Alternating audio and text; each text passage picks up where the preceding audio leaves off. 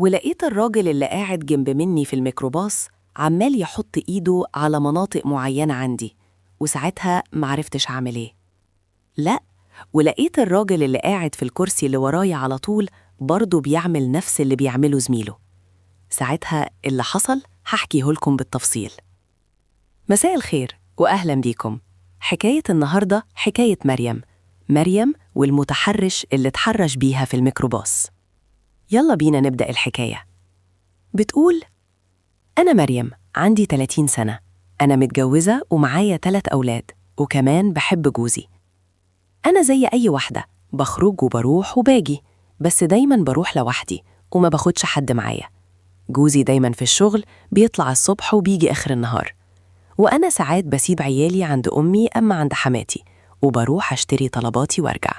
يعني بقضي مشاويري وبروح أتسوق، بس من مكان غير المكان اللي احنا فيه، علشان المكان البعيد اللي باخد له مواصلات بيكون فيه الحاجة أرخص من الحتة اللي احنا فيها، فباخد لي مواصلة واروح أشتري طلباتي وكل اللي يلزمني وارجع تاني. وفي يوم رحت علشان أجيب لعيالي كسوة، أجيب لهم شوية هدوم صيف.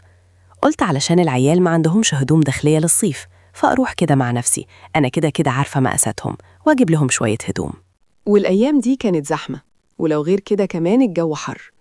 رحت اشتريت لكل عيل غيارين وكام تيشيرت كده نص كم، ولفيت ورجعت. ولما رجعت ما كملتش على اللي شفته. الدنيا كانت زحمة خالص في الموقف، وما صدقت إني أركب. ولما ركبت كان جنبي واحد أكبر مني بحوالي 4 سنين كده، والميكروباص اتحرك والدنيا بقت تمام. وعايزة أقول لكم إن في مسافة كبيرة عبال ما أوصل للقرية اللي أنا فيها. وإحنا ماشيين في السكة لقيت الشخص اللي جنبي، الراجل اللي أنا معرفوش، كل شوية إيده ورجله بيحكوا فيا، عمال بيحك في رجلي. ولو غير كده كمان أنا معرفتش إني أتكلم، مش عارفة.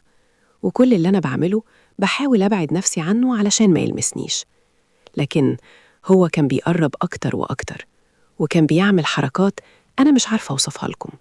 لأ، واللي زاد وغطى، لقيت الراجل اللي ورايا على طول ورا الكرسي اللي أنا قاعدة عليه، لقيته بيعمل حاجات هو كمان مش كويسة معايا.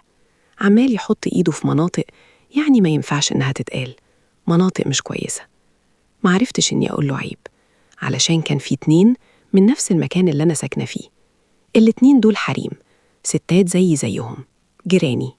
لو عملت مشكلة فهم هيروحوا المنطقة اللي أنا فيها وهيقولوا ده حصل مع فلانة، ده كانوا بيتحرشوا بيها، وهتبقى سمعتي على كل لسان. وأنا من يوم ما اتولدت لغاية دلوقتي ما حصلش مشكلة معايا، ولا حد جاب سيرتي، لا في الحلو ولا في الوحش. بحب الاختصار، وبحب تكون سمعتي كويسة بين الناس، وما بحبش حد يلسن عليا ولا على أهلي، لغاية ما اتجوزت. وبرضه ما بحبش حد يلسن على جوزي. أنا مش بحب الناس تتكلم عليا، علشان كده ما قدرتش أفتح بقي. كل اللي فكرت فيه من كتر ما هم بيعملوه إني خفت واترعبت منهم، وجيت في نص الطريق وقلت للسواق نزلني هنا لو سمحت. وفعلا السواق نزلني في مكان، بس لسه في مسافة طويلة قوي، ومضطرة أركب مواصلة تانية علشان أوصل للمنطقة اللي أنا منها، بس علشان أتفادى الاتنين اللي مش كويسين واللي بيتحرشوا بيا وأنا مش عارفة أتكلم. ونزلت، وبعد ما نزلت ببص ألاقيهم كمان نزلوا ورايا، وساعتها أنا هنا اتصدمت وخفت واترعبت.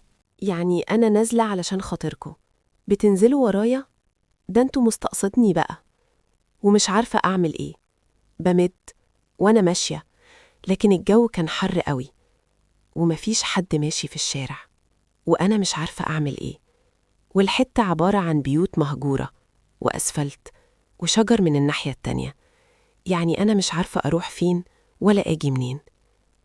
وبقول يا رب، طب أنا لو كنت في الميكروباص مش كان أحسن؟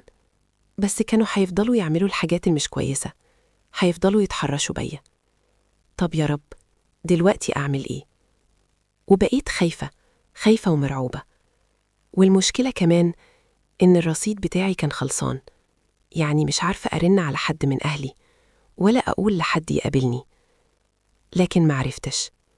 أنا كان في دماغي إني خايفة ومرعوبة منهم، لغاية ما لقيتهم بيقربوا مني وشدوني هما الاتنين، وفي الأوضة المهجورة دخلوني.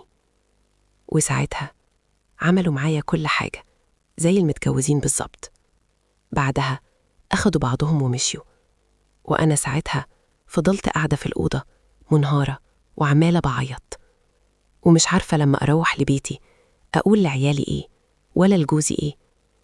أكيد هيشوفني وأنا منهارة، وكمان باين عليا خرابيش في وشي من كتر المحاولة لما كنت بعترض على اللي عايزينه.